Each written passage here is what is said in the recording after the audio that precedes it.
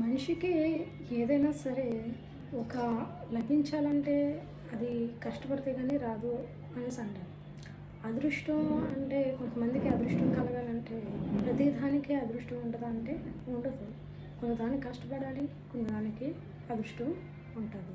కాబట్టి మనం అదృష్టం మీద ఆధారపడతామా అంటే పడకూడదు. ఏంటంటే మనకి ఏదైనా సరే ఎవరికైతే దివ్య జ్ఞానం లభించిందో వారికి మహాభాగ్యం లభించినట్లే. ఈ దివ్య జ్ఞానం అనేది గ్రంథానికి సంబంధించింది. ఎవరైతే గ్రంథాలు చదివి దాన్ని ఆచరించి ప్రకారంగా జీవితం గడుపుతారో వారికి మహాభాగ్యం లభిస్తుంది. ఇహలోకంలోని మహాభాగ్యం వస్తుంది, పరలోకంలో కూడా వాళ్ళకి మహాభాగ్యం లభిస్తుంది. ఆ మహాభాగ్యమే స్వర్గం.